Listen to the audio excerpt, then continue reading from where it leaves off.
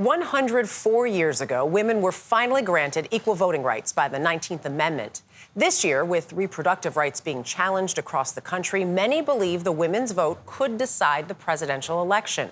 Michael George has more on the women who fought for suffrage and what their descendants have to say about women's rights today. Good morning, Michael. Dana, good morning. You know many of their names. Harriet Tubman, Ida B. Wells, Susan B. Anthony.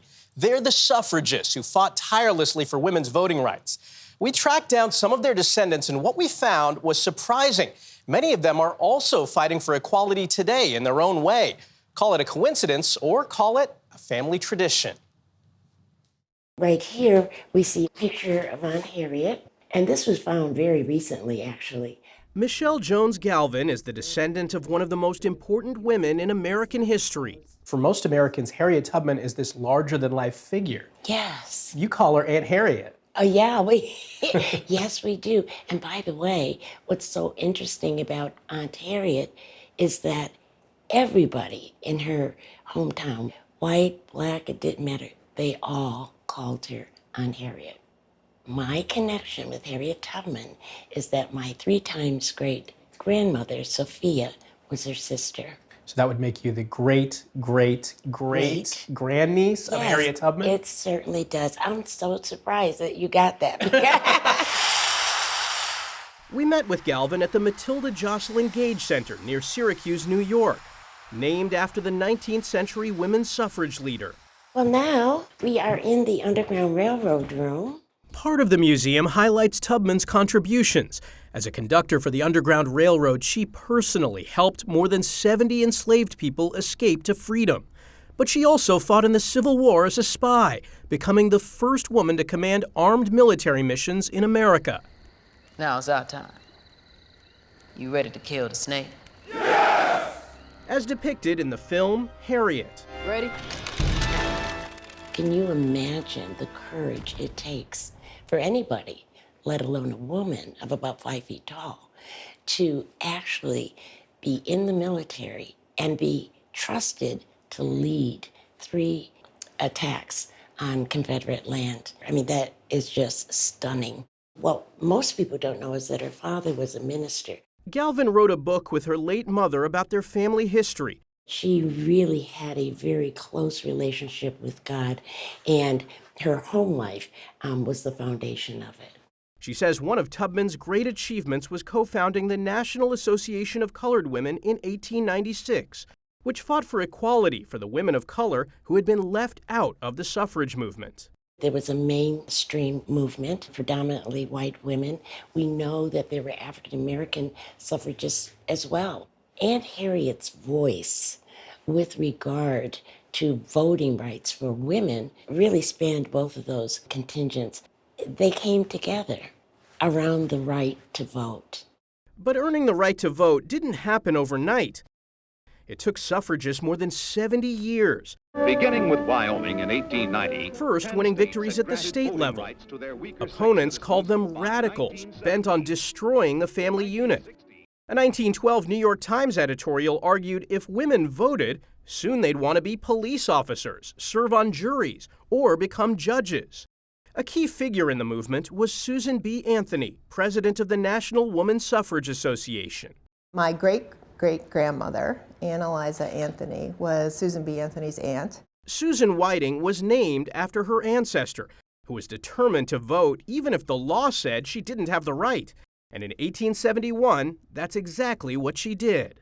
She was famously arrested for voting before it was legal, but she never did go to jail or pay a fine. She was issued a fine, yeah, but she wouldn't pay it. But she wouldn't pay it. She never did pay it.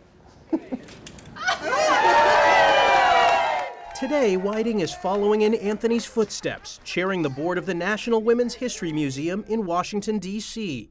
What we're trying to do is educate about the women who have been significant contributors and inspire young people particularly. Women gained the right to vote in the western states first. Author and public historian Michelle Duster is a descendant of one of those contributors. Ida B. Wells was my great-grandmother.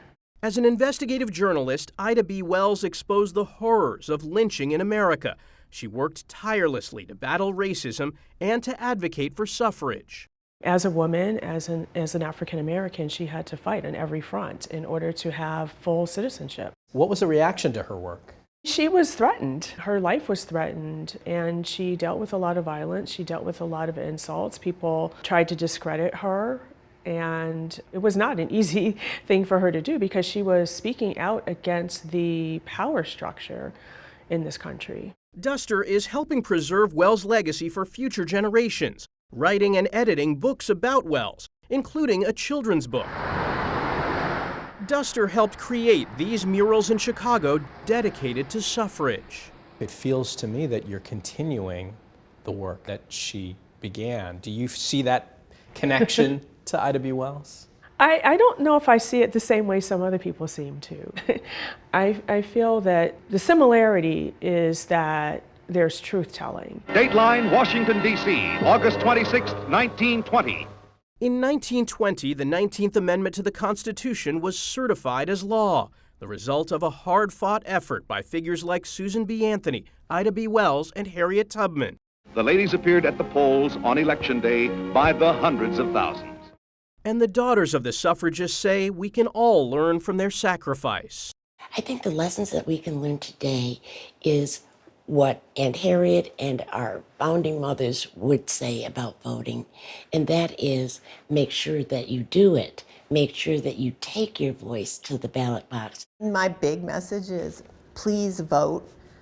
People worked so hard for so long to give you that opportunity. Given what's going on in our country right now, there's a great need for people to learn about the past. Everybody needs to have their voice heard.